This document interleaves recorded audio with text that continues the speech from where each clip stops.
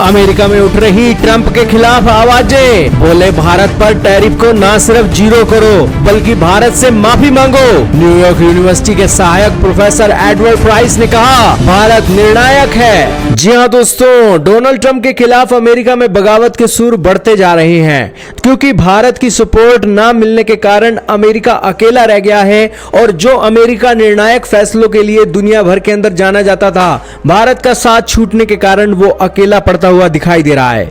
यही कारण है कि अमेरिकन एक्सपर्ट ट्रंप को ना सिर्फ ये टैरिफ हटाने के बारे में बोल रहे हैं बल्कि ट्रंप की नाक रगड़वाकर भारत से माफी मांगने की भी डिमांड कर रहे हैं। दोस्तों अभी तो क्या है, अभी तो तेल देखिए, तेल की धार देखिए ट्रंप की। दोस्तों यहां पर चीखें ना निकलवाई अमेरिकियों ने, फिर आप कहना। क्योंकि दोस्तों अमेरिकन जो एक ड्रीम देख रहे थे, जो फ्यूचर सजो रहे थे और 25 साल से भारत के साथ रिश्तों को बेहतर करने में लगे हुए थे, उस सारे ड्रीम को ट्रंप ने 25 घंटों के अंदर चौपट कर दिया।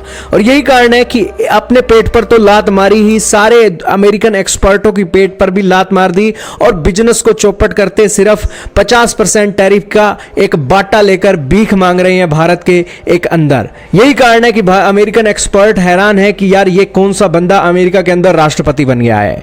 रूस से तेल आयात पर अमेरिकी राष्ट्रपति नाराज होकर 50% टैरिफ तो लगा रहे हैं, लेकिन उनके ही देश में अब विरोध हो रहा है। तमाम एक्सपर्ट्स ट्रंप द्वारा भारत पर भयंकर टैरिफ लगाए जाने के खिलाफ हैं। एक एक्सपर्ट ने तो ट्रंप को भारत से माफी मांगने और जीरो टैरिफ लगाने की सलाह दे दी। न्यूयॉर्क यूनिवर्सिटी के सहायक प्रोफेसर एडवर्ड प्राइस ने कहा कि आज 21वीं सदी को आकार देने में भारत का निर्णायक वोट है। ट्रंप के फैसले पर आश्चर्य जताते हुए उन्होंने कहा कि भारत के साथ अमेरिका के संबंधों को महत्वपूर्ण बनाया जाना चाहिए। प्राइस ने एएनआई से कहा कि मैं भारत और अमेरिका के बीच साझेदारी को 21वीं सदी की सबसे महत्वपूर्ण साझेदारी मानता हूं।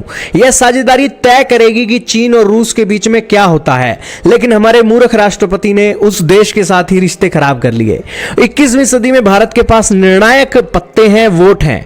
भारत 21वीं सदी में एक महत्वपूर्ण खिलाड़ी है और आगे और भी शक्तिशाली बनने की ओर अग्रसर है। और वो कह रहे हैं कि मैं समझ नहीं पा रहा हूं कि चीन के साथ टकराव और रूस के साथ युद्ध में अगर आप इस पर गौर करें तो अमेरिका के राष्ट्रपति भारत पर 50% टैरिफ क्यों लगा रहे हैं। हमें भारत पर 50% टैरिफ हटाकर इसे कहीं अधिक उच्च स्तर पर लाना होगा। मैं 0% टैरिफ लगाने का सुझाव देता हूं और ट्रंप को माफी मांगने के लिए भी कहना चाहता हूं। एडवर्ड प्राइस ने पीएम मोदी की प्रशंसा की और अमेरिका को याद दिलाया कि भारत के पास रूस चीन गठबंधन को पूरी तरीके से अपनाने के अलावा और भी विकल्प हैं और बीजिंग की सैन्य परेड में शामिल नहीं होना।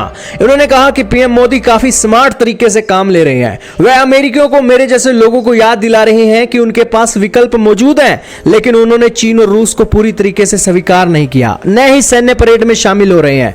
प्राइस ने यह भी तर्क दिया कि भारत अपनी स्वतंत्र संप्रभुता के कारण कभी भी चीनी प्रभाव में नहीं आएगा। उन्होंने आगे कहा कि भारत अपने फैसले खुद लेता है और किसी एक दिशा में कदम वो नहीं रखेगा।